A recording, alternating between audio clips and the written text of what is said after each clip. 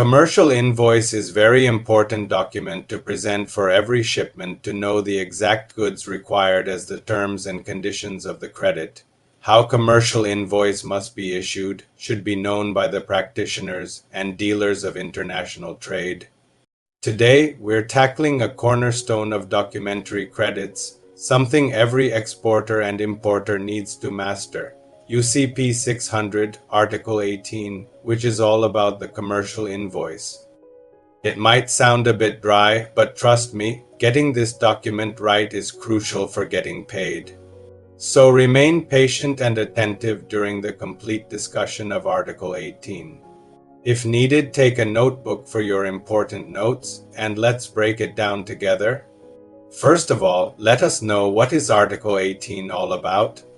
It sets the rules for the commercial invoice when it is presented under a letter of credit.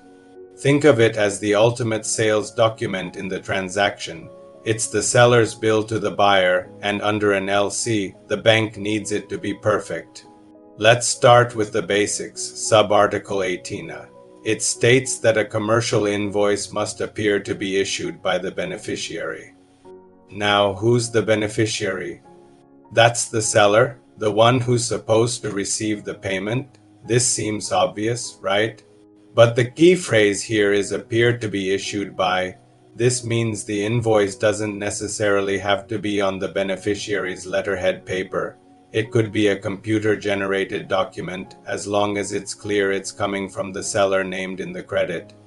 For example, if Global Export Sync is the beneficiary, the invoice should identify Global Export Sync as the issuer. It shouldn't be issued by a third party, say their freight forwarder, unless the credit specifically allows it. Sub-Article 18 Roman 1 and 2 says of an exception that Sub-Article 38 specially of 38G. What is it? Article 38 is about transferable credit, and Article 18 must be studied in alignment of Article 38 where necessary. Sub-Article 38G says, the transferred credit must accurately reflect the terms and conditions of the credit, including confirmation, if any, with the exception of the amount of the credit, the unit price stated therein, the expiry date, the period for presentation or the latest shipment date or given period for shipment. In a transferred credit, first beneficiary and second beneficiary might place different invoices. The above scenario are therefore essential in transferable credit. When it is not a transferable credit, Article 38 will not be applied. Next up, Article 18 sub-article Roman 2. This one is straightforward. The invoice must be made out in the name of the applicant. The applicant is the buyer, the one who asked their bank to issue the letter of credit. So, if Pacific Imports LLC is the applicant in the LC, the invoice must be addressed to them. You can't just put the importer or a different company name. The names must match exactly what's stated in the credit. A small typo can cause a big discrepancy, leading to delays and fees.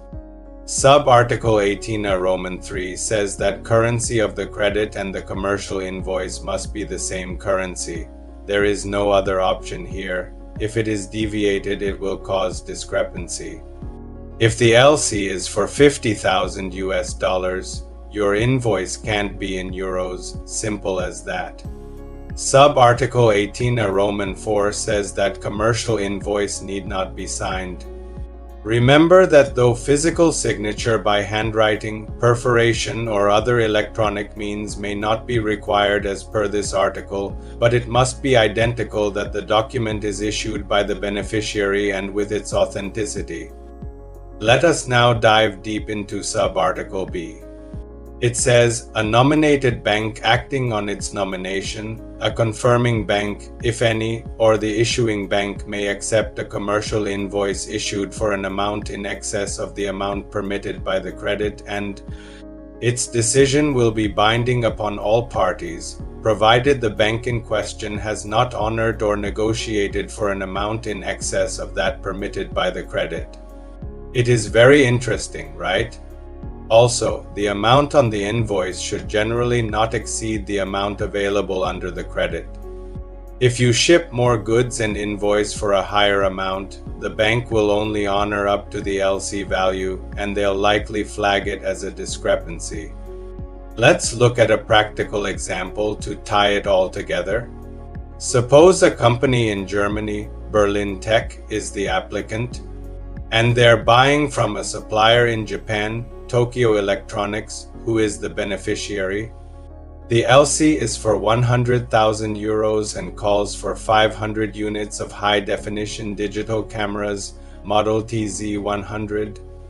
When Tokyo Electronics prepares its documents, the commercial invoice must 1. Be issued by Tokyo Electronics. 2. Be made out to Berlin Tech. 3. Be in euros. 4. The grand total must not exceed 100,000 euros unless the credit allows for a tolerance, for example, plus or minus 5%. And 5, and this is the big one, the goods description must be 500 units of high-definition digital cameras, model TZ100. They can add with accessories kit included, but they cannot remove any part of the original description. What happens if there's a mistake? Let's say Tokyo Electronics describes the goods as 500 digital cameras TZ100. They missed the words high definition. The issuing bank in Germany will check the invoice against the LC, see this difference, and declare a discrepancy. They would then inform Tokyo Electronics Bank and refuse to pay until the discrepancy is resolved. This could mean getting approval from the buyer, Berlin Tech, to accept the documents despite the error, a process that costs time and money. Actually, this sub-article reflects the core telling of Article 30 of UCP 600. It says of tolerance that might be happened regarding the quantity or the amount of the goods, even if the credit do not stipulate of such excess or shortfall.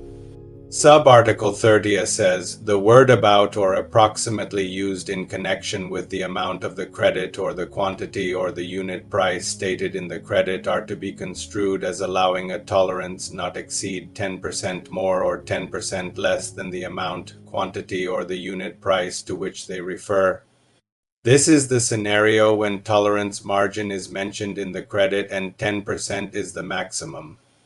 Sub-Article 30b says, a tolerance not to exceed 5% more or 5% less than the quantity allowed, provided the credit does not state the quantity in terms of a stipulated number of packing units or individual items, and the total amount of the drawing does not exceed the amount of the credit.